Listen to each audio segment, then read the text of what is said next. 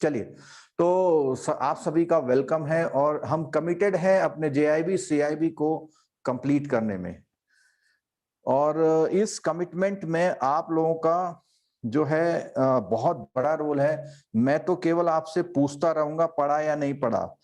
और जो ये पढ़ने की हैबिट है बहुत ही मतलब बड़ी हैबिट है। कई लोगों को रीडिंग बुक्स की हैबिट होती है, तो उनके लिए तो काफी कुछ अच्छा हो जाता है, लेकिन जिनको समझना ज्यादा पसंद है और पढ़ना बिल्कुल पसंद नहीं, उनके लिए प्रॉब्लम हो जाती है कभी। तो पहले के जो 8-10 सेशन होंगे उसमें पूरे आपके सिलेबस को मैं आपके सामने लेके आऊंगा, जिससे हर क्लास के बाद आप अपनी आंखें इस तरह खोल लेंगे कि कुछ भी आप देखते हैं, कोई न्यूज पढ़ते हैं, न्यूज सुनते हैं, सर्कुलर देखते हैं, तो उससे वो कनेक्ट होना है आपको पहले। ठीक है, जो रटने का काम है वो तो हमेशा एग्जाम से 15 दिन पहले होता है। अगर आप 6 महीने पहले रट लेंगे कोई फायदा नहीं है उसका। ठीक है, तो आप जो भी हम यहां पे समझा रहे हैं पहले समझने की कोशिश करिए। और मैंने आपको बोला था कि जो भी आज आप देख रहे हैं आपको नोट्स बनाने हैं, बोला मैंने। और नोट्स अगर बनाने हैं तो आप समझ लीजिए कि शाम को अभी हम जो मोबाइल एप्लीकेशन में एक ग्रुप बनाएंगे उसमें आपको भेजने भी हैं, क्योंकि मुझे आपसे एग्जाम के बाद ये नहीं सुनना कि आपने बेकार पढ़ाया था और हम फेल हो गए।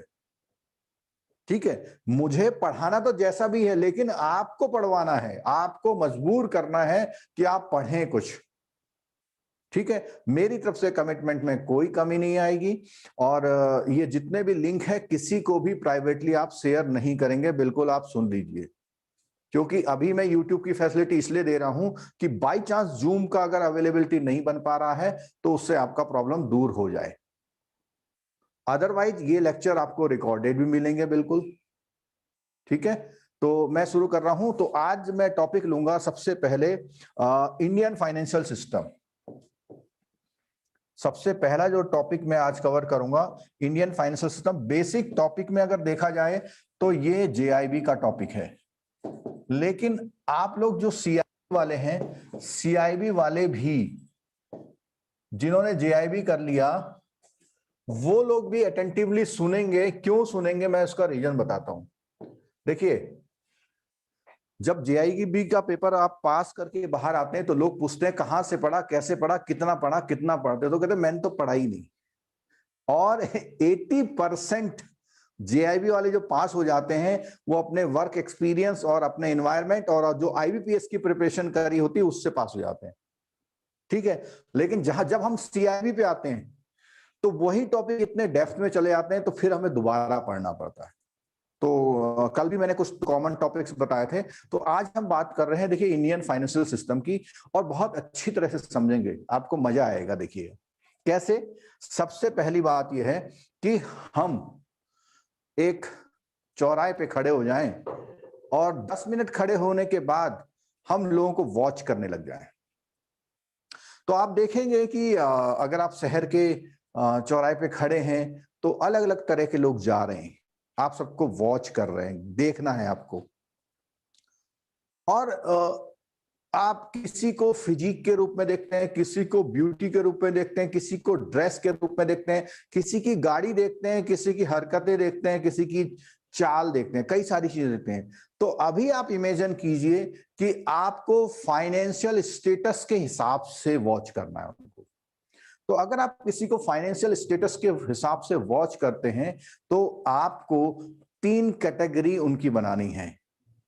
और वो 3 कैटेगरी जो बनानी है वो मैं यहां पर मार्क कर रहा हूं, 3 कैटेगरी मार्क कर रहा हूं। तो आपको 1, 2 और 3। ठीक है, ये जो आज की यूनिट है आपको कनेक्ट करेगी पूरे सिलेबस से। आप लोग बने रहिए पीसफुली, जैसा जैसा नोट्स बनाते जाएंगे उतना ज्यादा अच्छा रहेगा। तो 3 कैटेगरी करनी है, और 3 कैटेगरी में मैं एक बात बोलता हूं, जैसे मान लिया आपने देखा कोई मर्सिडीज से जा रहा है या कोई एंडेवर या फॉर्च्यूनर से जा रहा है, तो आपके मन में एक बात आएगी कि ये आदमी बहुत अमीर है, यानी हम उसको बोल देते हैं रिच पर्सन। ठीक है, और कोई आदमी साइकिल से जा रहा है या पैदल जा रहा है या उसके फटेहाल कपड़े पहने हुए हैं, या आपको लग रहा है कि वो उतना अमीर नहीं है, या हम इसको बोल देते हैं पुअर। ठीक है, एक आदमी ठीक ठाक है, स्विफ्ट कार में जा रहा है और ठीक ठाक कपड़े पहन के जा रहा है, बढ़िया है करके, तो उसको आप बोलते हैं मीडियम। तो हम लोगों का जो सोसाइटल स्टेटस है वो ब्रॉडली 3 पार्ट में डिवाइडेड है, रिच, मीडियम और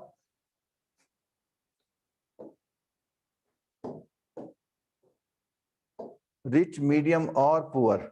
ठीक है, अच्छा, लेकिन ये तो हमने स्टेटस की बात कर ली, ये हमने स्टेटस की बात करी। हम एक काम करते हैं, इसको थोड़ा सा नजरिया बदलते हैं। इस जो रिच पर्सन है उसको हम कैटेगराइज कर देते हैं सरप्लस के रूप में, और जो पुअर है उसको कैटेगराइज करते हैं डेफिसिट के रूप में, और जो मिड है उसको हम इक्विलिब्रियम यानी कि साम्य अवस्था में, यानी कि बैलेंस अवस्था में हम लोग, ठीक है, बोल देते हैं। ये मैं थोड़ा थोड़ा हिंदी लिख दे रहा हूं, लेकिन जो भी लोग हैं जो प्योर हिंदी वाले हैं उनसे भी रिक्वेस्ट है कि वो लोग भी जो है अंग्रेजी के वर्णों को फॉलो करने की कोशिश करें, क्योंकि हम लैंग्वेज तो मिक्स यूज कर रहे हैं। ठीक है, तो यहां पर ये जो रिच, मीडियम और पुअर का कॉन्सेप्ट हटा दिया।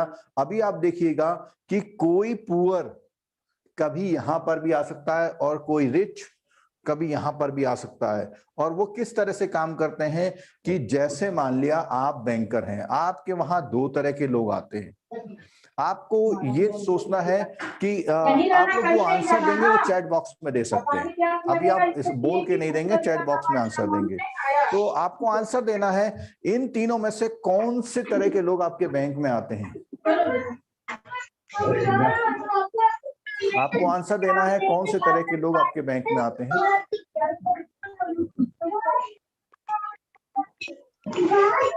सर सरप्लस और डेफिसिट दोनों तरह के लोग आते हैं सर। दोनों तरह। अभी माइक से मत बोलिए, आप लोग लिख दीजिए चैट बॉक्स में। मीडियम एंड पुअर, HNI के पास बैंक जाता है, गुड।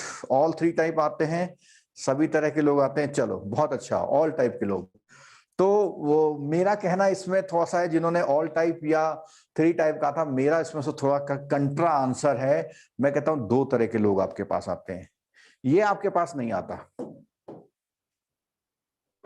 ठीक है, अब ये एक मतलब एग्जाम्पल के रूप में लेना है, बात ऐसा नहीं कि नहीं सर हमारे वहां तो ये भी आ गया था, ऐसा नहीं कहना है, एक समझने के लिए, कॉन्सेप्ट को समझने के लिए। तो इसमें 2 तरह के लोग हम लोग आते हैं, एक सरप्लस वाले आते हैं, और सरप्लस वाले जितने भी लोग आते हैं वो आपके पास आते हैं डिपॉजिट करने, और यहाँ डेफिसिट कमी वाले लोग आते हैं आपके पास लोन या एडवांसेस लेने आते हैं। अच्छा ठीक है, एक बात मैं थोड़ी मजाक के रूप में बोल रहा हूँ कि कई लोग कहेंगे हमारे वहाँ ये भी आते हैं। आपने देखा होगा जो खासकर रूरल ब्रांचेज में पोस्टेड है, उन लोगों के वहाँ क्या होता है, कुछ लोग सिर्फ चाय पीने भी आपके वहाँ आते हैं, ना उनका डिपॉजिट होता है ना वहाँ लोन होता है, लेकिन वो दिन में एक बार आपका चाय पीने जरूर आते हैं। तो उन लोगों को आप हटा दीजिए, वो हम सिस्टम में नहीं ले रहे। ठीक है, कुछ कर तो ये क्लियर हो गया, 2 तरह के लोग आते हैं हमें। ठीक है, एक सरप्लस वाले आते हैं जो डिपॉजिट करने आते हैं, और दूसरे आते हैं लोन वाले। अब यहाँ दूसरी चीज सुनिएगा जरा, ये जो सरप्लस वाले लोग हैं अपने मनी को, सर माइक, सर किसी का ऑन है, बहुत डिस्टर्बेंस आ रहा है। माइक जो है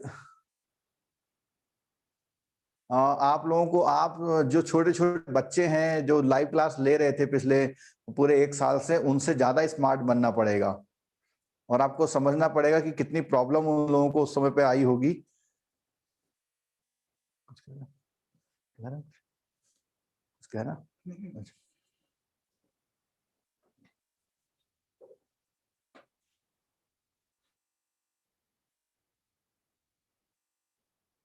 एक मिनट, थोड़ा सा फोकस हम सेट कर रहे हैं जरा। ठीक, उधर ब्लर आ रहा है तो सर एक बार रिवाइज कर देना, थोड़ा आवाज नहीं आया था। अच्छा, रिवाइज करते हैं, बहुत फास्ट करते हैं। देखिए हम लोग मनी के हिसाब से 3 कैटेगरी में लोगों को बांटते हैं। ठीक है, लोग से मतलब क्या है, पर्सन है, कंपनी है, कोई NGO है, कोई गवर्नमेंट है, इंडिविजुअल्स है, कॉर्पोरेट है, NRI है, विदेशी है, फॉरेनर है, कोई भी वो जिनके पास पैसा सरप्लस में होता है, यानी उनके पास कुछ पैसा ऐसा होता है वो कहीं लगाना, खर्च करना चाहते हैं। और आप इसमें से बताइए कौन सी कैटेगरी में आते हैं? जो बैंकर हैं वो इनमें से कौन सी कैटेगरी में आते हैं? चलिए, जो मैं क्वेश्चन पूछ रहा हूं उसका आंसर आप सोच सकते हैं और मैं यहाँ पे आपको आंसर देता हूं। देखिए, बैंकर या जो भी गवर्नमेंट एम्प्लॉय है वो 1 तारीख से लेकर के, या बैंक वालों की तनख्वाह 28-29 को मिल जाती है, 1 तारीख से लेके 10 तारीख तक तो यहां रहता हो, और 10 तारीख से लेके 25 तारीख तक या 20 तारीख तक यहां रहता है, और 25 तारीख से लेके 30 तारीख तक यहां पहुंच जाता है। तो सैलरीड जो क्लास होता है वो सारी पोजीशन में रहता है, सरप्लस में भी रहता है, उसमें भी रहता है, उसमें भी रहता है। ठीक है, क्लियर हो गई? सरप्लस का मतलब है अभी आपके पास कुछ ऐसा पैसा है जो आप इमीडिएटली खर्च नहीं करना है आपको। हो सकता है आप 15 दिन बाद कहीं घूमने जाने वाले हैं, तो 15 दिन तक आपके पास वो मनी जो है वो सरप्लस के फॉर्म में है। ठीक है, और लास्ट में जब आपके पास पैसा नहीं होता है, कई बार ऐसा होता है आप फेस्टिवल एडवांस लेते हैं। ठीक है, तो कहीं पर क्या है, किसी बैंक में ऐसी फैसिलिटी है कि आप अपनी सैलरी के अगेंस्ट एटीएम से ले लेते हैं आप एडवांस। ठीक है, तो ये चीजें, तीनों चीजें हैं, और इन तीनों चीजों को बहुत आपको समझना पड़ेगा अगर आपको पूरा सिलेबस समझना है। तो मैं यहां बात कर रहा था, जो ये सरप्लस वाले लोग हैं जिनके पास सरप्लस मनी है, वो मनी पहुंचती है कहां तक? डेफिसिट वाले।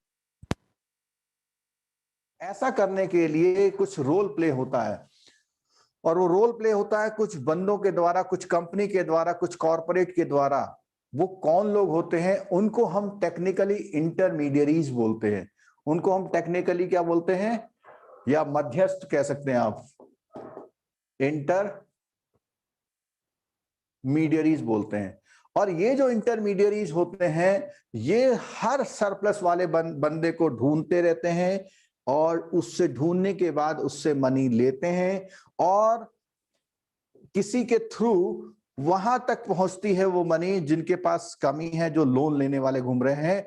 और एक बात, खास बात और सुनिएगा, कि यही बंदा जो 1 से लेके 10 तारीख तक इस पोजीशन पे था, जैसे ही वो अपना पैसा कहीं जमा कर देता है, कहीं आरडी में जमा कर दिया, कुछ कर दिया, तो कहां पहुंच जाता है? कौन सी स्टेट में आता है? एक्विलिब्रियम की स्टेट में आता है। और इसी आदमी को जब जरूरत पड़ती है तो यही आदमी कहां? डेफिसिट की स्टेज में आता है। और इसी तरह से जिसको कमी है, अगर उसको लोन मिल जाए तो वो इस स्टेज पे आ जाता है, और उसको कोई अर्निंग एक्स्ट्रा हो जाए तो वो इस स्टेज पे आता है। यानी ये मूवमेंट, ये ट्रांजिशन हो रहा है, ट्रांजिशन। ठीक है, और ये जो ट्रांजिशन है, ये transition with the help of किनके हो रहा है? इंटरमीडियरीज के हो रहा है। और आप सरप्राइज करेंगे कि पूरा सिलेबस आपका ये है। इस सिस्टम से ये जो बीच में लोग आ रहे हैं, ये आपका पूरा सिलेबस है, आपकी पूरी बुक्स वगैरह सब इसी से कंट्रोल होंगी। ठीक है, अब मैं एक बात और पूछता हूं कि हमने बात करी थी सिस्टम की, तो सिस्टम क्या होता है? सिस्टम में जहां पे मोर देन वन कंपोनेंट या more than one body, more than one person किसी चीज को मिल करके कुछ काम करते हैं तो उसको हम सिस्टम बोलते हैं, जैसे आपका कंप्यूटर सिस्टम बोला जाता है। ठीक है, तो ये लोग क्या करते हैं? पूरे फाइनेंशियल सिस्टम को चलाते हैं, और इस पूरे प्रोसेस को वेयर सरप्लस जो अपनी मनी है वो थ्रू इंटरमीडियरीज डेफिसिट भेजता है। ये पूरा जो सिस्टम है इसको हम फाइनेंशियल सिस्टम बोलते हैं। ठीक है, this is complete financial system. Clear हो गया? तो अब फाइनेंशियल सिस्टम की डेफिनेशन क्या होगी? The transition from surplus to deficit और इक्विलिब्रियम। ठीक है, तो आप बोलेंगे the transition from surplus to deficit till gets equilibrium, मतलब जब तक उसके जेब खाली ना हो जाए। यानी अब वो कहेगा भैया मैं अब हो गया, मेरे को लेना है ना देना है। तो कोई भी बंदा किसी भी समय, किसी भी दिन में, किसी भी पोजीशन पे हो सकता है। और अब आप देखिए, ये अमीरी गरीबी का कॉन्सेप्ट हट गया, क्योंकि आप देखेंगे कि बहुत सारे कॉर्पोरेट आपसे लोन लेते हैं, तो लोन लेते हैं, वो अमीरी गरीबी का कॉन्सेप्ट नहीं है। यानी उनके पास इस समय क्या है? मनी की डेफिसिट है, उनके पास कैश, लिक्विड मनी चाहिए उनको आज। कल वो आपको विद इंटरेस्ट क्या है रिटर्न कर देंगे, ठीक है। तो आपका जो पूरा सिलेबस है वो इंटरमीडिएरीज पे है। इतनी बात समझ में आ गई। अब आप माइक खोल के कुछ बोलना चाहें बोल सकते हैं।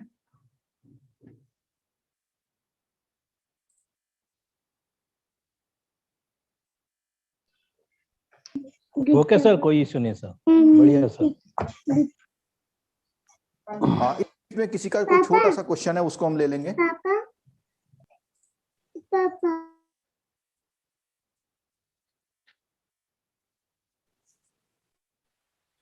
यूट्यूब पे जो लोग देख रहे हैं वो उनका नेम अगर एग्जैक्टली वो नहीं लिखा हुआ है ईमेल आईडी में, तो आप अपना मैसेज में ये भी लिख सकते हैं कि I am so and so, तो उससे भी थोड़ा सा हमें कंफर्मेशन मिल जाएगा। ये यूट्यूब का लिंक पब्लिक नहीं है, आप लोग किसी को शेयर नहीं कीजिएगा, सिर्फ आप ही को दिखाई दे रहा है। अगर आप किसी को शेयर करेंगे तो उसको भी दिखाई देगा, उसका नाम फिर यहाँ पर आएगा। आगे बढ़े।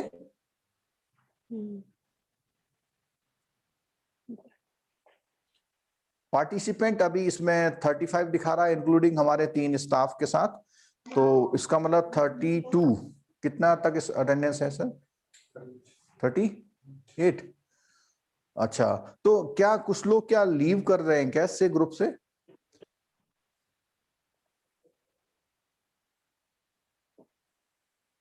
हाँ अजय नवल जी, हमारी तरफ से जब माइक म्यूट कर दिया गया तो आप उसको अनम्यूट खुद कर सकते हैं। अगर किसी कुछ बोलना है तो आपको अनम्यूट करने की पूरी पावर है।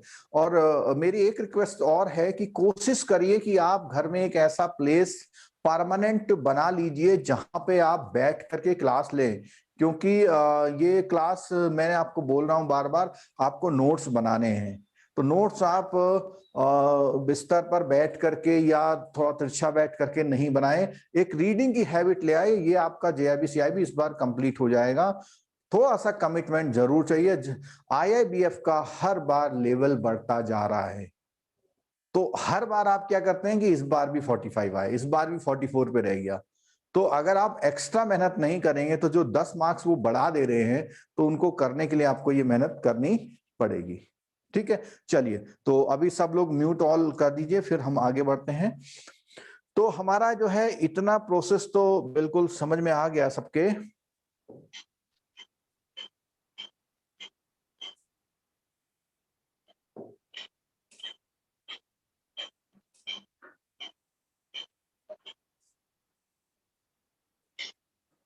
चलिए, तो हमने आखिरी बात अपनी खत्म करी कि हम लोग इंटरमीडिएरीज पे। अब इंटरमीडिएरीज मैं आपसे बार बार कह रहा हूं, आपका फुल सिलेबस है। तो इंटरमीडिएरीज को पढ़ने के लिए हम लोग इनको 3 ब्रॉड कैटेगरी में करेंगे, ठीक है। और 3 ब्रॉड कैटेगरी के साथ आपको आंसर करने हैं अपने चैट बॉक्स में इंटरमीडिएरीज के नेम। देखो, जो जेआईबी वाले हैं वो पढ़ रहे हैं, सीआईबी वालों ने ये पढ़ रखा है, तो किसी के लिए आउट ऑफ द सिलेबस बात नहीं है।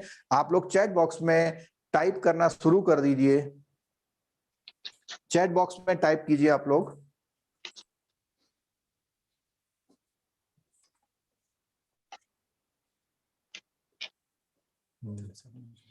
नहीं, तेरा भी तो होगा ना। अच्छा, इसका जय का ठीक है। नहीं, इसमें एक तो कमल कृष्णा आ रहा होगा ना। अच्छा, हाँ आंसर आया, देखो कुछ आंसर आने लगे, बहुत बढ़िया। Bank, NBFC, post office. मैं क्या कर रहा हूं, जितने आप नेम लिख रहे हैं मैं यहाँ नेमों को करते जा रहा हूं, ठीक है। तो एक हो गया बैंक, बोला आपने।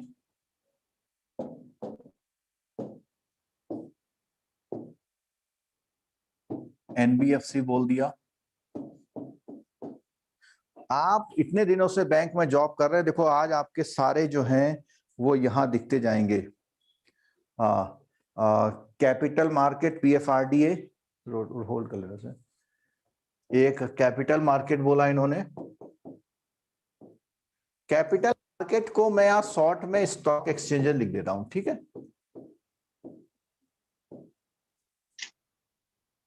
ठीक है, और उसके साथ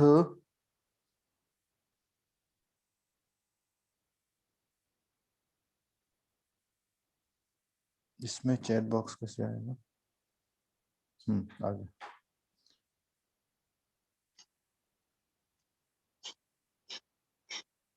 फाइनेंशियल इंस्टीट्यूशंस तो मैंने लिख दिया। मैं अभी आपकी कोई बात को काट नहीं रहा हूं, मैं लिखता जाता हूं। हाँ, एक आया प्राइमरी डीलर जिसको मैं पीडी नाम देता हूं, ठीक है। सेंट्रल बैंक आ गया, मैं इसको आरबीआई नाम दे देता हूं। और आपका पीएफआरडीए हो गया।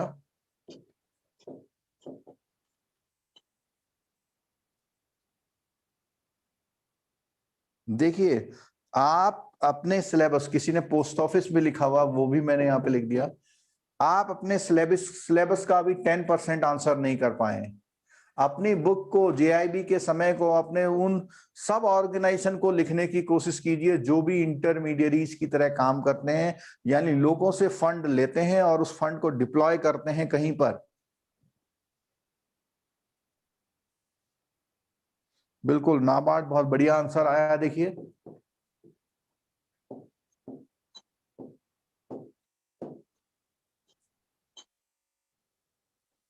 ये एफडीआईएस, ये हमें समझ में नहीं आया क्या आप कहना चाह रहे हैं।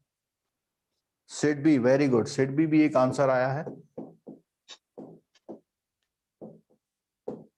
आप देखेंगे, सरप्राइज करेंगे। फेडाई को मैं लिख दे रहा हूं अभी, यहां पे डिस्कस करूंगा अभी थोड़ी सी देर में।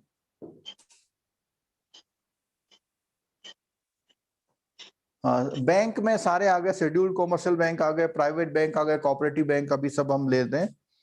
थोड़ा सा हम यहाँ पे बैंकों को एक कैटेगरी और ले लेंगे, यूसीबी यानी अर्बन कोऑपरेटिव बैंक, और डीसीबी डिस्ट्रिक्ट कोऑपरेटिव बैंक या state cooperative bank. Apex bank में अगर मैं बात करूं, मैंने आरबीआई ले लिया सेंट्रल बैंक में। आप इन्वॉल्व होना पड़ेगा आप सभी को इस क्लास में। सेबी, चलो सेबी में लिख दे रहा हूं। अभी मैं ज्यादा आपकी बातें काट नहीं रहा हूं। और आंसर दीजिए। बिल्कुल, वेरी गुड, एक आंसर आया एग्जिम। आपका जेआईबी सीआईबी में किसी भी ऑर्गेनाइजेशन का नाम है, समझ लीजिए, वो यहां बोल दीजिए। चलिए, आपका पूरा सिलेबस कवर होगा इससे। नॉन बैंकिंग फाइनेंशियल कंपनी यहां पर आ गया, रविंद्र प्रताप जी।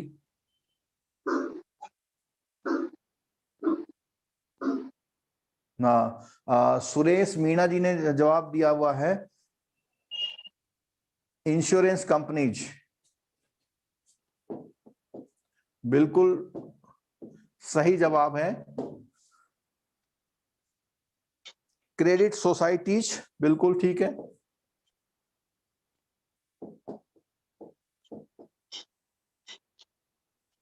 बीसीबीएफ, चलो मैं लिख देता हूं, banking correspondent and banking facilitator. अच्छा, एक नाम आया है ईसीजीसी, एनएसडीएल, सीडीएसएल, मैं सब लिख रहा हूं, देखिए आपको।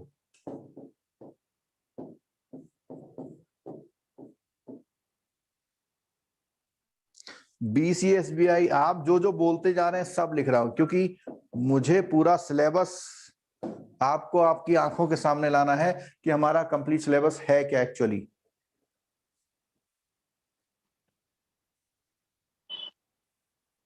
क्लियर नहीं आ रहा इसमें।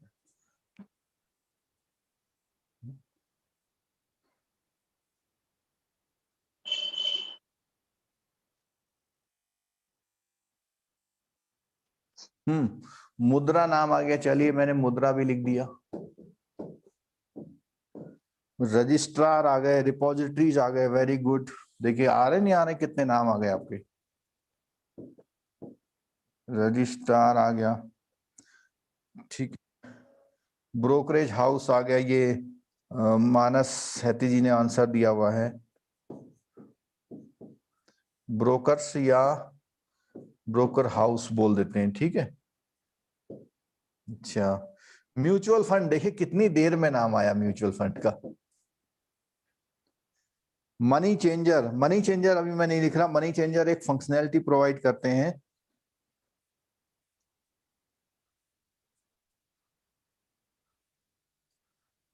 एमएफआई एक नाम आया था, बहुत बढ़िया।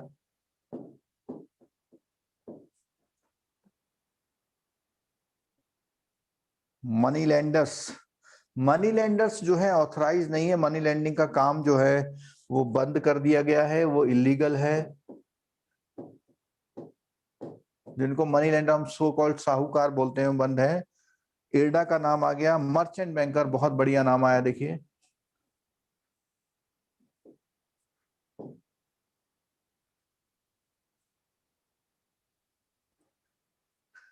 चलिए, तो नाम आते रहेंगे। और एक जगह कहीं पे मैं फेमा भी देख रहा था, किसी ने फेमा लिखा हुआ है, फेमा को भी मैं यहाँ लिख देता हूँ, ठीक है। DICGC का नाम आ गया, देखिए, ठीक है। इन नेम्स पे अब हम डिस्कस करते हैं जरा, ठीक है। RRB किसी ने लिखा हुआ, RRB cover comes under bank आ जाएगा। तो देखिए, अगर आप थोड़ा सा कंसंट्रेट करें कि आपकी पूरी बुक, अब CIB वालों के लिए एक बात बहुत ध्यान रखिए कि जो आपका रिटेल का बुक है, वो रिटेल का बुक बहुत सारा पोर्शन JIB से लेके आता है। तो कई लोग कहते हैं कि ये JIB का लेक्चर है, मैं कहता हूं नहीं, JIB का नहीं है, हम तो लेक्चर टॉपिक की बात कर रहे हैं ना। अभी हम JIB CIB सब एक साथ पढ़ रहे हैं, तो हम टॉपिक कवर कर रहे हैं, इंडियन फाइनेंशियल सिस्टम। अच्छा, क्योंकि हम इंडियन कर रहे हैं इसलिए मैं वर्ल्ड बैंक, IMF, ADB, इन बैंकों के नेम नहीं ले रहा, क्योंकि वो इंटरनेशनल फाइनेंशियल सिस्टम में आते हैं।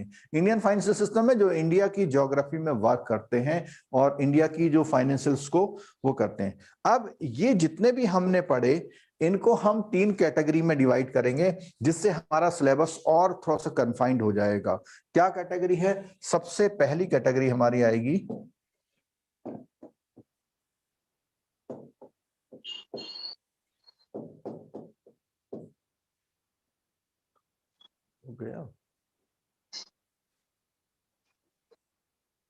सबसे पहली कैटेगरी आती है, मैं इसको मोटा मोटा लिखता हूं, RBI। दूसरे को लिखता हूं सेबी, और तीसरे को लिखता हूं IRDAI और PFRDA, ठीक है। और इनके नेम आप देखिएगा, इसके नेम में थोड़ा सा जो है यहाँ पे ये यहाँ जो पहला है वो सेंट्रल बैंकिंग अथॉरिटी है।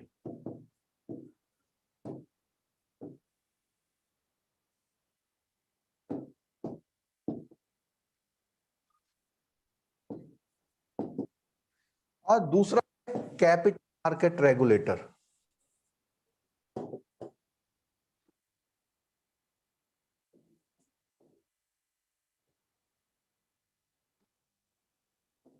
और थर्ड है इंश्योरेंस पेंशन रेगुलेटर।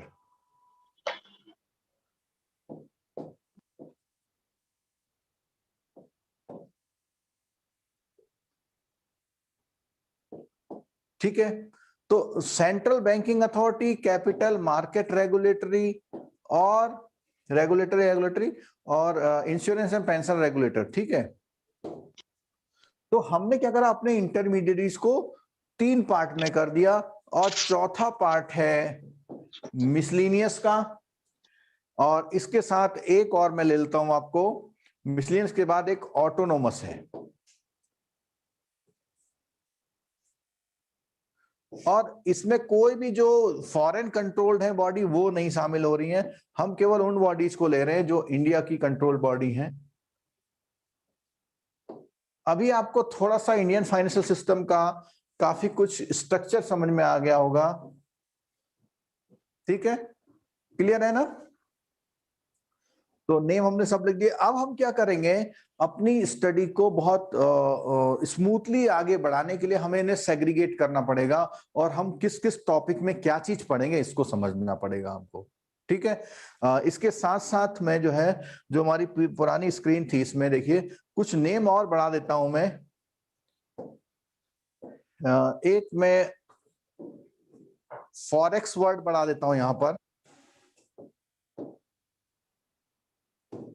और एक में मनी मार्केट, फॉरेक्स मार्केट,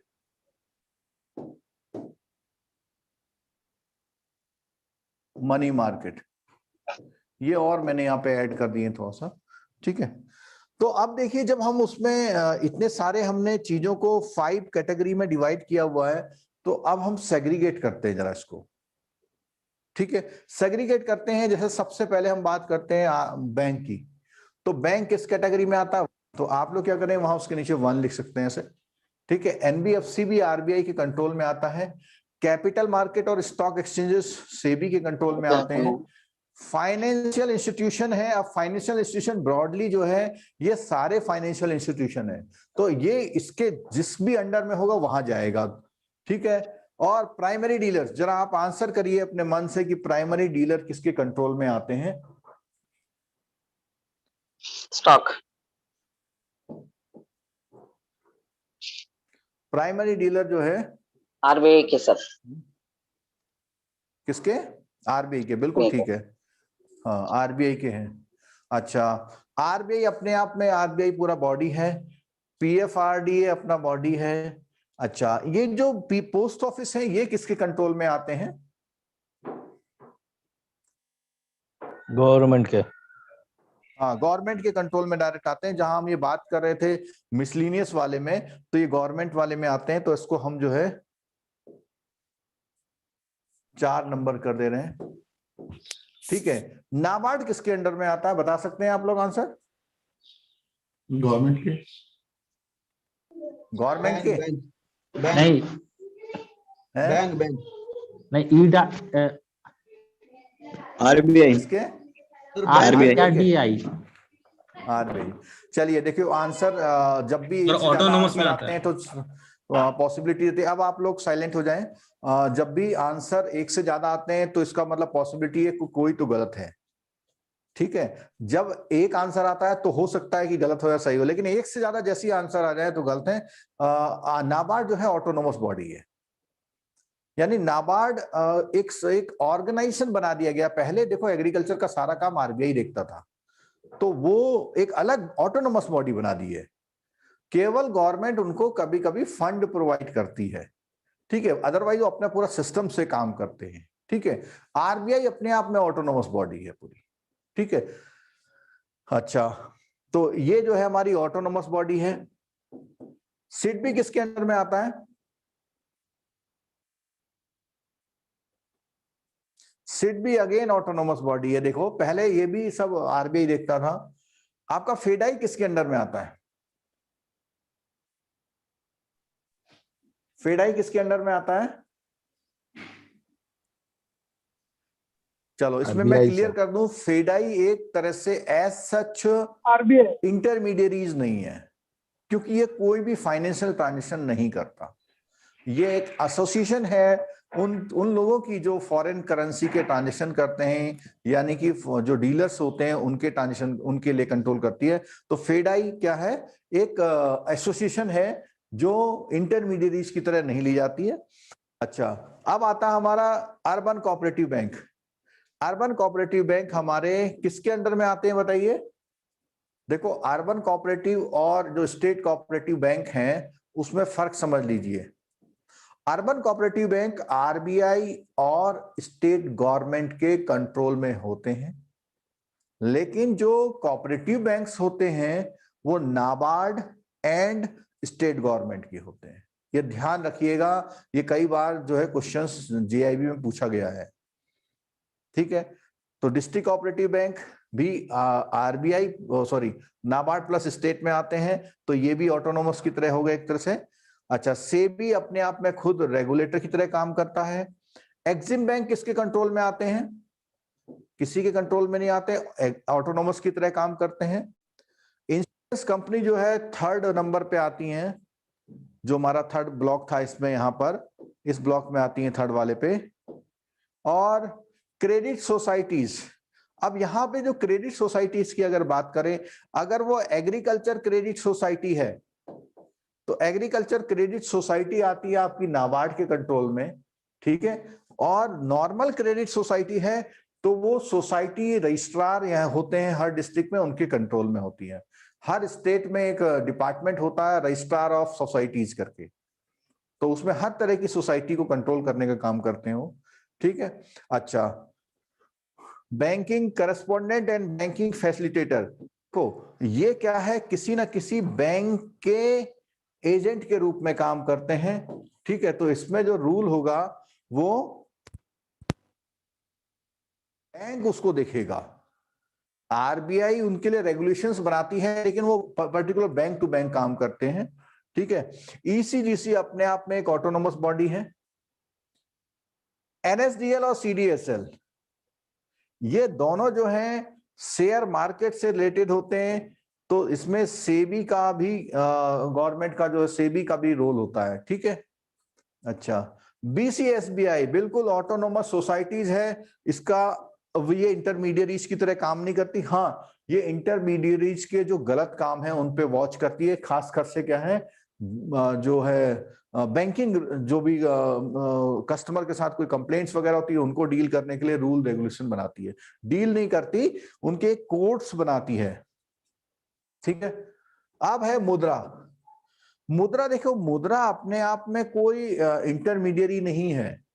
तो मुद्रा अगर हम बात करें, मुद्रा जो है असिस्ट करने के लिए जो मुद्रा के लोन्स हैं उनके लिए मुद्रा और सिडबी ने मुद्रा ने जो फंड बनाया हुआ है वो सिडबी और प्लस गवर्नमेंट, सिडबी और गवर्नमेंट ने मिल करके फंड बनाया है वो मुद्रा में, ठीक है। बात करते हैं रजिस्ट्रार की। रजिस्ट्रार क्या होते हैं? जो म्यूचुअल फंड या जो आईपीओ होता है उनका जब आईपीओ आता है, म्यूचुअल फंड का एनएफओ आता है, तो उस पूरे प्रोसेस को कंप्लीट करने का काम रजिस्ट्रार करते हैं। ब्रोकर, तो रजिस्ट्रार किससे रिलेटेड हो गए? म्यूचुअल फंड और शेयर मार्केट बताया तो हमने, ये हो गया हमारा सेबी से रिलेटेड। अच्छा, ब्रोकर और ब्रोकरेज हाउसेस अगेन देखो शेयर में होते हैं, तो ये भी 2 में हो गए। म्यूचुअल फंड शेयर मार्केट से रिलेटेड है, 2 में हो गया। अच्छा, एमएफआई के बारे में आंसर दीजिए आप लोग। चलो एमएफआई के बारे में आंसर दीजिए कि एमएफआई जो है कौन कंट्रोल करता है?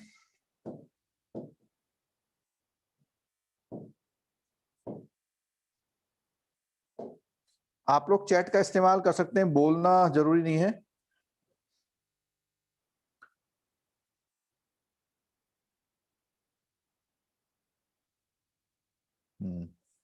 एमएफआई जो है पहले इसको कोई कंट्रोल नहीं करता था, काफी जो है जब सुसाइड होने लग गए तब 4-5 साल पहले से जो है आरबीआई ने इसको टेक ऑन कर लिया। यानी माइक्रो फाइनेंशियल इंस्टीट्यूशन का जो पूरा कंट्रोल करता है वो अब आरबीआई करता है। इरडाई जो है, इरडा का नाम इरडाई हो गया है। इरडाई अपने आप में इंश्योरेंस रेगुलेटर है। ये इंश्योरेंस रेगुलेटर में एक तो हमारा यहाँ पे था आरबीआई था, अगर हम बात करें रेगुलेटर की तो आरबीआई था, दूसरा पीएफआरडीए है, तीसरा सेबी है, चौथा यहाँ पे आईआरडीएआई है। तो ये अपने आप में रेगुलेटर की तरह काम करते हैं, ठीक है। अच्छा, और आगे रह जाता हमारा मर्चेंट बैंकर। मर्चेंट बैंकर को कौन रेगुलेट करता है? बहुत 1 नंबर का पक्का, जरा आंसर दीजिए। तो जो लोग आंसर कर रहे हैं वो हमारे आंसर से टैली भी करते जाएं।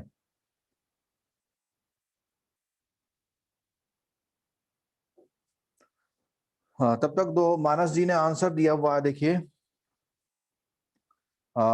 1-2 नाम छूट गए थे मुझसे। एक तो है आईडीबीआई, आईआईएफएल, आईसीआईसीआई। ये बैंकों के नाम नहीं कह रहा मैं, ठीक है। चलो, तो ये जो आईडीबीआई वगैरह ये सब ऑटोनोमस बॉडी है। इसी के साथ नेशनल हाउसिंग जो बोर्ड है वो भी ऑटोनोमस बॉडी की तरह काम करता है, ठीक है।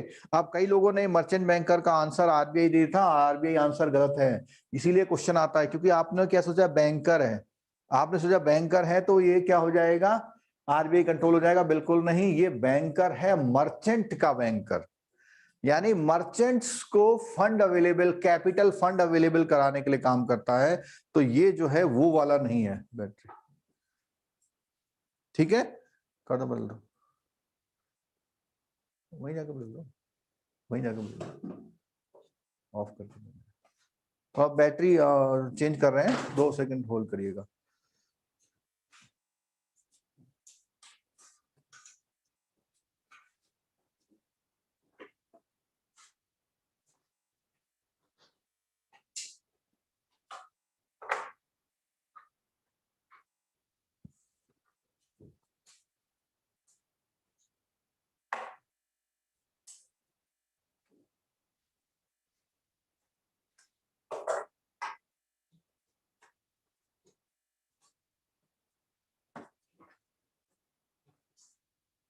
इसको इसका क्या, इसका होगा जोड़ दिया आज, ठीक है, वही बात बन गई, ये उसमें ऐड कर देना, एक ये आज है ना 10:33 पे 5, 10:31 पे 5 और नीचे जोड़ देना उसमें।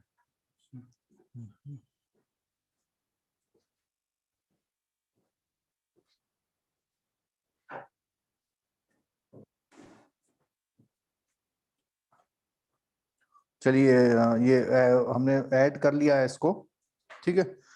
अच्छा ये हीरल मैम ने जवाब दिया है, ministry of commerce control the merchant banker, ठीक है।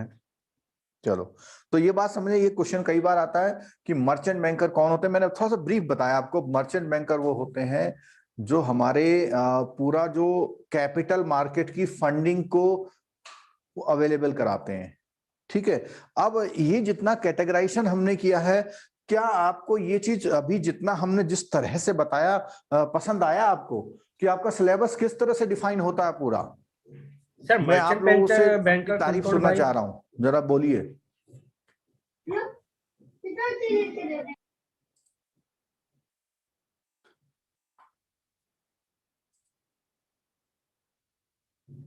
अच्छा नहीं समझ में आया, कोई तारीफ ही नहीं कर रहा। सर समझ आ रहा है, बहुत अच्छा सिखा रहे हैं। चलो सर बहुत अच्छा आ रहा है समझ में, सब एक एक चीज क्लियर हो रहा है। हाँ, ये मेरा जो है कॉन्सेप्ट यही है कि आपको चीजें पहले क्लियर हो, छोटी छोटी चीजें सब क्लियर हो रही है, तो कहीं भी आपको थ्योरी पढ़ने में आपको कॉन्सेप्ट क्लियर होना चाहिए, वही अच्छा हो रहा है। हाँ, तो कॉन्सेप्ट अगर आपको साफ समझ में आ रहा है, और आप देखिए कि आपकी आंखें खुल जानी चाहिए कि आपकी पूरी बुक यहीं पर है, सारी पूरी बुक यहाँ पे है। अब मैंने जब इस टॉपिक को शुरू किया था तो मैंने बोला था कि जब हम आज जो भी हम पढ़ा रहे हैं, अब आपको इस क्लास के बाद से इनसे रिलेटेड कोई भी न्यूज़पेपर में, व्हाट्सएप में, तो जरूर उसको रीड करने की कोशिश किया। अभी तो हमें सारे टॉपिक कवर करने हैं। आपको पता है कि जेआईबी का जो फर्स्ट ए मॉड्यूल है वो पूरा पूरा यही है।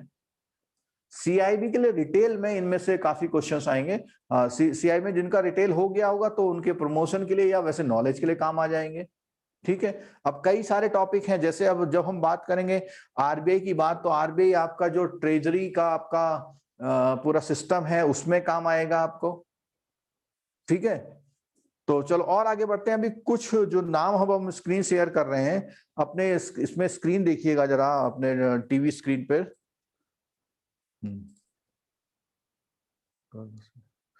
इसको व्यू कर लेना।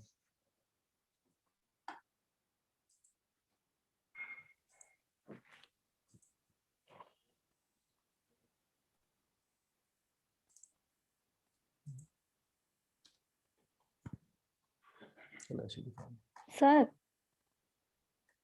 हाँ बोलिए। सर, मर्चेंट बैंकर और मर्चेंडाइज ट्रेड, वो दोनों के बीच में क्या डिफरेंस होता है सर? वो एक ही है मैम।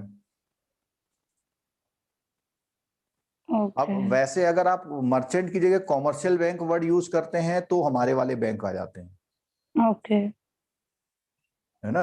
तो ये मर्चेंट बैंकर्स मतलब जो मर्चेंट के लिए कैपिटल। अभी थोड़ा सा एक स्क्रीन शेयर कर रहे हैं हम, उसको जरा देखिएगा प्लीज। आपको स्क्रीन दिखाई दे रही है सबको? Yes sir.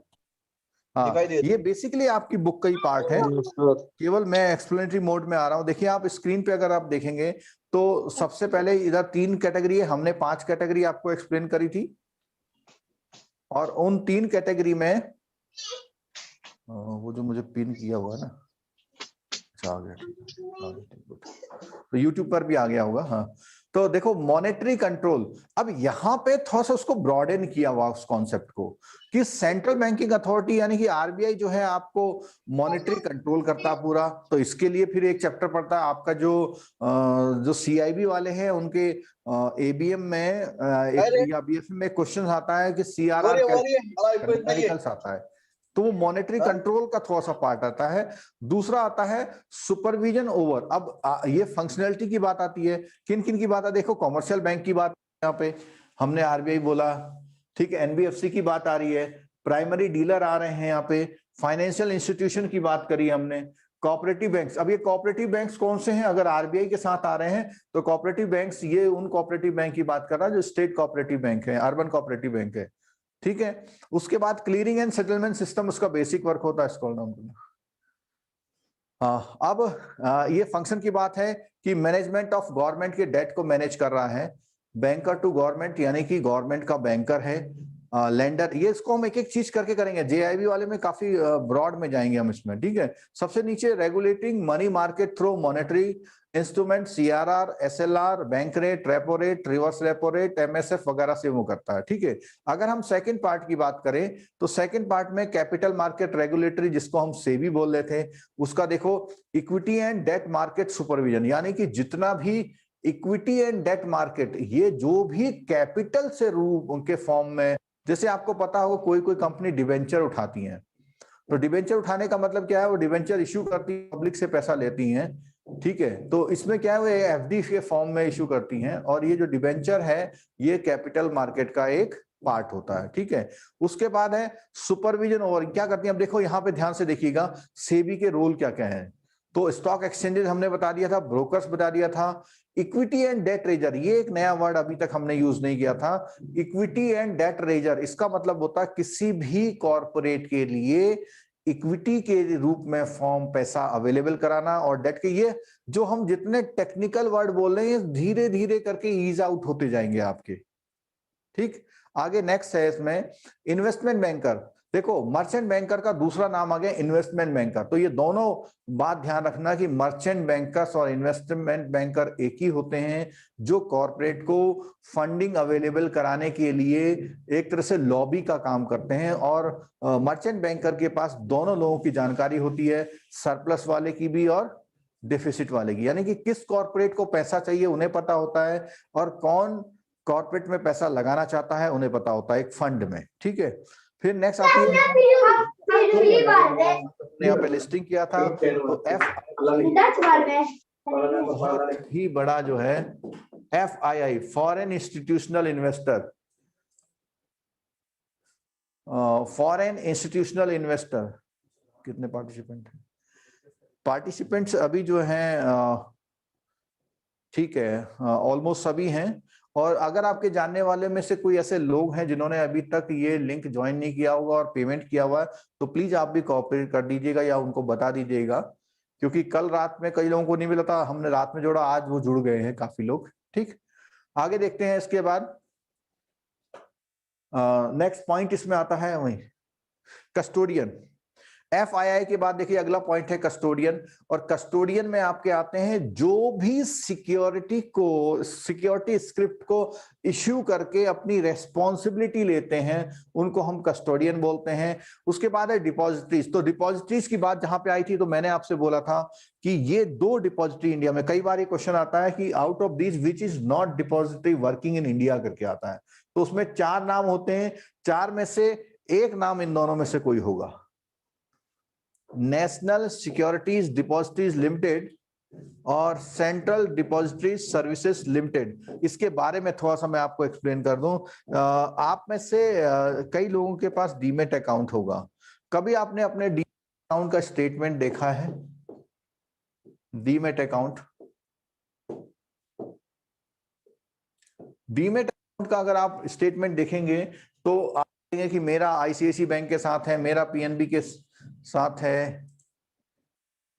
हाँ, तो डीमेट अकाउंट जो है, डीमेट अकाउंट अगर आपने देखा हो अपना, तो आप लोग मेरे को चैट बॉक्स में आंसर करिए कि आपका डीमेट अकाउंट कौन सी डिपॉजिटरी से,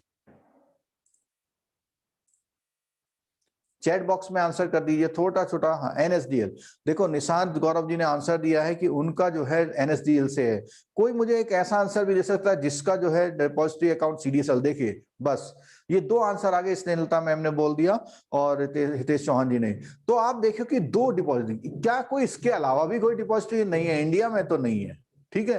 तो ये क्या करती हैं, आपको ये रेस्ट एश्योर करती हैं कि आपके पास इतने की सिक्योरिटी है, तो जो भी शेयर होते हैं वो शेयर इनके पास जमा है, वो आपको बता रहे हैं कि भैया देखो इतने शेयर इन बंदे के हमारे पास है। कस्टोडियन का एक तरह से मतलब डिपॉजिटरी काम करती है। ठीक है, चलिए, तो ये दोनों क्लियर हुई हमारी बातें। तो हमारा यहाँ जो बात कर रहे थे हम CDSL और SL की, स्क्रीन पे और आगे देखते हैं हम लोग।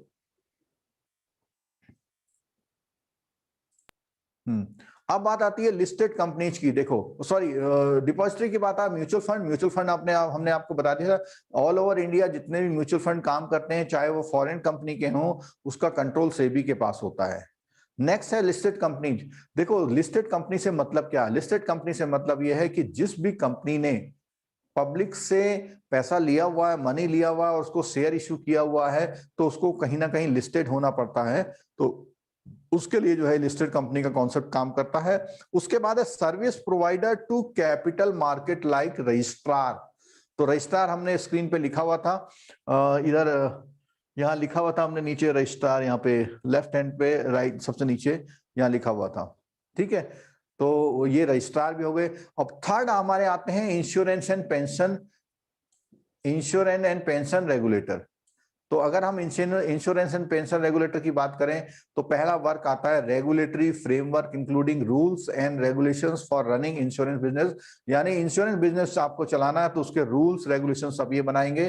दूसरा है जितनी भी इंश्योरेंस कंपनी है, और चाहे वो लाइफ इंश्योरेंस है, वो चाहे इंश्योरेंस जनरल इंश्योरेंस है, आपको CIB में रिटेल में एक चैप्टर इंश्योरेंस का भी है, ध्यान रखिएगा। ठीक है, तो जब हम JIB के लिए वो चैप्टर को कंप्लीट लेंगे तो आप अटेंड कर लीजिएगा। फिर उसके बाद है regulating pricing investment and cost structure of insurance company. इसका मतलब यह है कि जितनी कंपनियां हैं वो क्या 1 लाख का इंश्योरेंस अगर 32 ईयर का कोई बंदा है उसका इंश्योरेंस करना चाहती है तो उसको कितना वो करना पड़ेगा। ठीक है, उसके बाद आप देखो नीचे उनकी ब्रोकरेज, जो ब्रोकर्स होते हैं उनकी कितना वो कर सकते हैं, और एजेंट। तो अगर हम इंटरमीडियरीज की जब हम बात कर रहे थे तो यहाँ पर एक एजेंट वर्ड और जुड़ जाता है। तो एजेंट को कौन कंट्रोल करता है? एजेंट को कंट्रोल करने को तो या तो इंश्योरेंस कंपनी करेगी या म्यूचुअल फंड की जो कंपनी होती है, वो दोनों के लिए एजेंट बोलते हैं हम लोग। ठीक है, और बाकी पेंशन आपका जो NPS है उसमें अगर आप देखेंगे तो पेंशन में हमने PFRDA लिखा था यहाँ पर, इस स्क्रीन में छोटे में ही दिख जाएगा। ये छोटे वाला जो हमारा स्क्रीन आ रहा है आप उसमें देखिए कि यहाँ पर हमने इंश्योरेंस के अलावा PFRDA लिखा हुआ था। ठीक है, क्लियर हो गया? चलिए अब आगे बढ़ते हैं हम लोग इसमें। तो ये 3 कैटेगराइजेशन इंटरमीडियरीज के हिसाब से हो गया। अब हम अगला चीज शुरू करते हैं। इसको मेरे को बड़ा कर देना। जो फाइनेंशियल सिस्टम तो हम समझ गए, लेकिन फाइनेंशियल मार्केट भी अब हमको समझना पड़ेगा। देखो, सिस्टम में क्या होता है, लोग काम करने वाले लोग हैं, लेकिन फाइनेंशियल मार्केट में काम करने वाले लोग क्या चीज डील कर रहे हैं, किस चीज को वो कर रहे हैं। अभी मैं एक बार आपके लोगों की अटेंडेंस भी लूंगा, तो जिनका नाम हम लेंगे वो लोग यस करना। इस बार हमने एक पेपर में नोट कर लिया है, और जिसका नहीं हुआ होगा वो हमें व्हाट्सएप में रिक्वेस्ट भेज देना। और एक चीज और है, कई साथियों को हमारे ये कंफ्यूजन था कि उन्होंने मोबाइल एप्लीकेशन लिया हुआ है, उनको लाइव क्लास में व्हाट्सएप ग्रुप में क्यों नहीं जोड़ा जा रहा, तो उनको मेरी तरफ से तो कई बार क्लियर किया जा चुका है। देखिए, मोबाइल ऐप में कोर्स बना हुआ है, आप जब चाहे देखते रहें। ये लाइव क्लास का कॉन्सेप्ट कोरोना की वजह से आया है। जब हम लखनऊ और दिल्ली जाकर के क्लास लेते थे, 50-100 लोग जो क्लास अटेंड करते थे, वो क्लास अब यहाँ से रिमोट एरिया में दी जा रही है। और जब हम वहां लखनऊ वगैरह जाते थे तो उस क्लास का जो पेमेंट था वो हमारा 12,000-14,000 होता था। यहाँ रिमोट में ये क्लास हो रही है। उस क्लास की लखनऊ जब दिल्ली जाते थे तो उसके क्लास की कोई रिकॉर्डिंग अवेलेबल नहीं होती थी, इसकी आपको रिकॉर्डिंग अवेलेबल कराई जाएगी। ठीक है, और वो क्लास हमारी 8 दिनों में कंप्लीट हो जाती थी, 10 से 11 घंटे डेली में। ये क्लास हमारी जो है 20 से 25 दिन चलेगी, और उसका टाइम उसी तरह से फिर होगा। तो जो लखनऊ दिल्ली जाते थे उस क्लास से ज्यादा बेनिफिटेड हो सकती हैं, क्योंकि इसमें कवरेज ज्यादा होगी। उसमें हम 60% ही कोर्स कवर कर पाते थे, यहाँ हम 60 से 80 कवर करने की कोशिश करेंगे। ठीक है, अच्छा एक चीज और, कुछ चीजों के वीडियो ड्यूरिंग द क्लास, बहुत कोई छोटी चीज है और वो वीडियो हमारा हमको लगता है बहुत परफेक्ट बना हुआ है, तो उसको ही हम प्ले करके बताएंगे, लेकिन बीच में कुछ पॉइंट क्रॉस क्वेश्चन के फॉर्म में उसको हम उठाने की कोशिश करेंगे। ठीक है, चलो तो फाइनेंशियल मार्केट को हमको समझना है, और फाइनेंशियल मार्केट क्या होता है? मार्केट का मतलब एक ऐसा एक प्लेस जहां पे एक्सचेंजेस होते हैं, किस चीज के? गुड्स टू मनी के, करेंसी के, चेक के, ड्राफ्ट के एक्सचेंज होते हैं, तो उसको हम मार्केट कहते हैं। यानी एक सेलर होता है और एक बायर होता है। वो एक अलग बात है कि बायर और सेलर के बीच में कोई इंटरमीडियरी या कोई रेगुलेटर भी उसको वॉच करता है कि सब कुछ बढ़िया चले, ठीक है।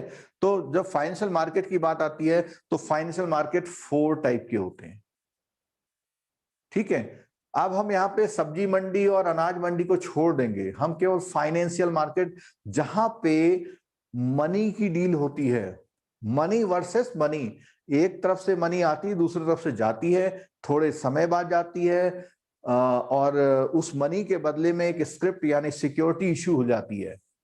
तो उसको हम 4 पार्ट में करते हैं। तो सबसे पहला पार्ट जो होता है, फाइनेंशियल मार्केट के पार्ट बता रहे हैं हम लोग। सबसे पहला पार्ट है मनी मार्केट,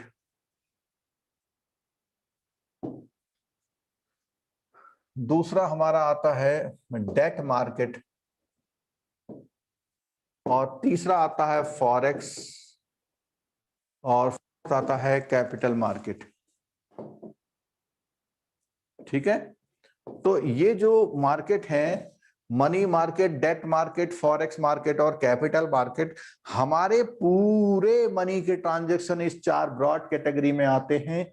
और इन ब्रॉड कैटेगरी के लिए फिर मैं वही काम करूंगा। मैं पहले ये पूछूंगा, आप लोगों से पूछना चाहूंगा, आप लोग आंसर देंगे। मार्केट में ये जो फाइनेंशियल मार्केट है, इसके इंस्ट्रूमेंट्स के नाम बताने हैं आपको। आप लोग इंस्ट्रूमेंट्स के नाम अपने चैट बॉक्स में आंसर करने की कोशिश कीजिए।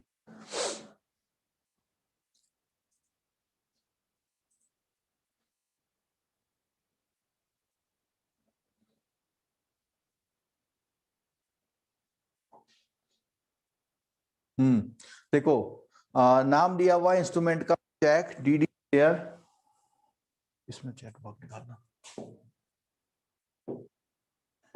डीडी, शेयर्स,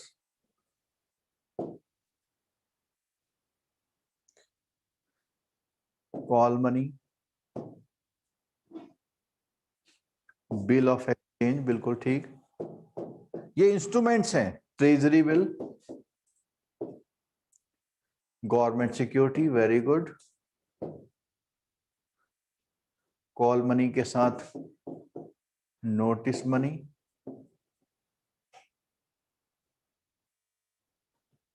बिल्कुल ठीक है, बैंक गारंटी है, एलसी है, रेपो ट्रांजैक्शंस होते हैं, कॉमर्शियल पेपर होता है, सर्टिफिकेट डिपॉजिट होता है, कॉमर्शियल बिल होते हैं, और बताइए, डिबेंचर होते हैं, वेरी गुड,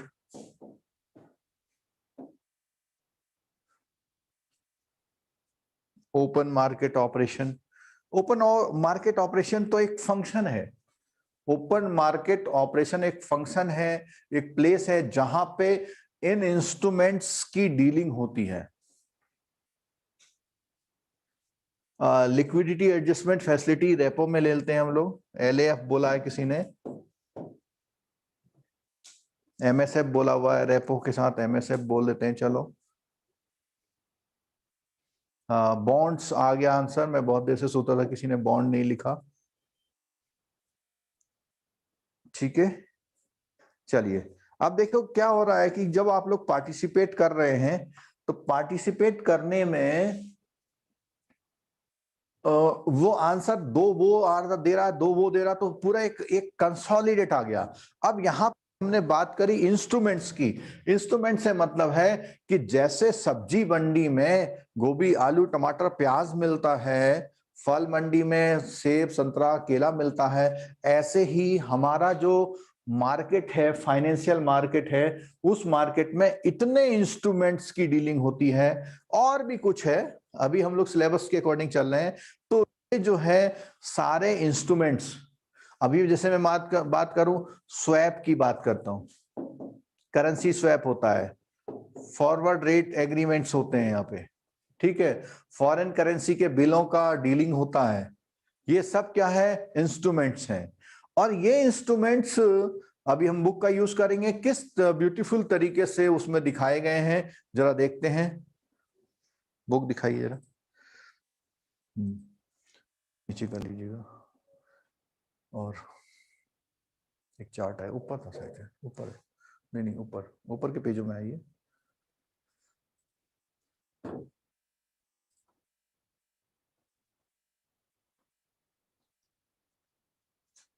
तो एडजस्ट करो, ये आपकी स्क्रीन पे देखिए, एक स्क्रीन आ गई है, देखिए देखो कितना बढ़िया तरीके से ये पूरा बनाया गया है। ये जो चीज मैंने यहाँ बनाई थी, इन्हीं चीजों को हम जो कंपेयर करते हुए चलते हैं। देखिए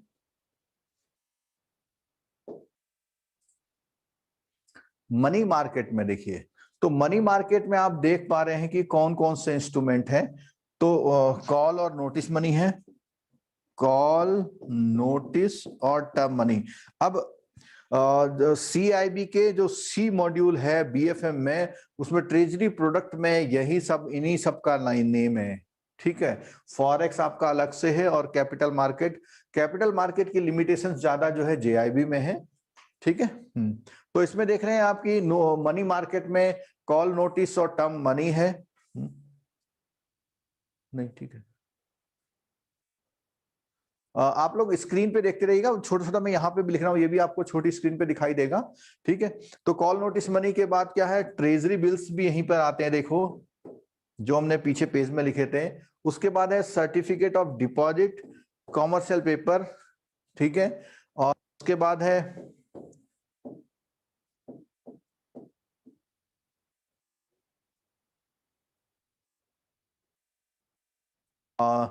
जिन लोगों को अगर स्क्रीन ज्यादा देखनी हो तो हमारी जो स्क्रीन पे अगर टैप करेंगे ऐसे तो स्क्रीन बड़ी हो जाएगी, और अगर ये शेयरिंग स्क्रीन को देखनी हो तो जिसको भी, अगर आपको छोटा दिखाई दे रहा है तो उसे क्लिक करेंगे तो बड़ा आ जाता है उसमें, ठीक है।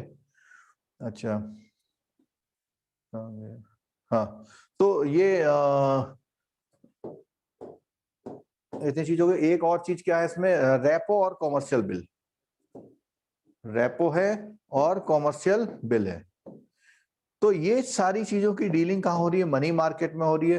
डेट मार्केट में बात आ रहे हैं, तो डेट मार्केट में एक तो उन्होंने गवर्नमेंट सिक्योरिटी की तरह डिवाइड किया गया है, दूसरे उन्होंने बोले हुए बॉन्ड्स। गवर्नमेंट सिक्योरिटी में सेंट्रल और स्टेट दोनों आ जाएंगे आपके, सेंट्रल और स्टेट की जो गवर्नमेंट सिक्योरिटी है। बॉन्ड्स में देखिए, बॉन्ड्स में दो तरह के होते हैं।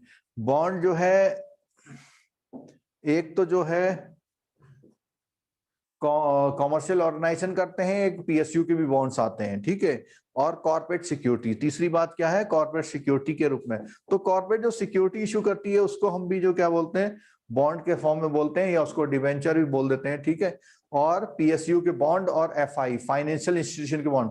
FI बॉन्ड से मतलब है तो जैसे IIFL है और IDBI है, ये भी बॉन्ड इशू करते हैं, ठीक है। फॉरेक्स मार्केट हमारा अपने आप में एक अलग पूरा मार्केट है, जैसे मैंने अभी यहाँ बताया था आपको कि ये दोनों जो इंस्ट्रूमेंट्स हैं वो फॉरेक्स मार्केट के हैं, ठीक है।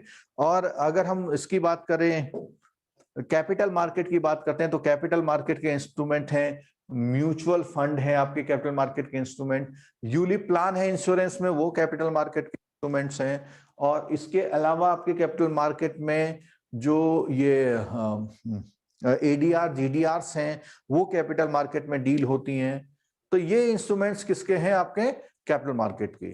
तो यहां हम ये सारा जो कवरेज हमने दिया, वो कवरेज आपको दिया कि इंडियन फाइनेंशियल सिस्टम और उसमें कौन कौन इंटरमीडियरीज हैं, ठीक है। उसके साथ साथ हमारा कौन कौन से इंस्ट्रूमेंट्स डील होते हैं, ये आपका कंप्लीट सिलेबस है।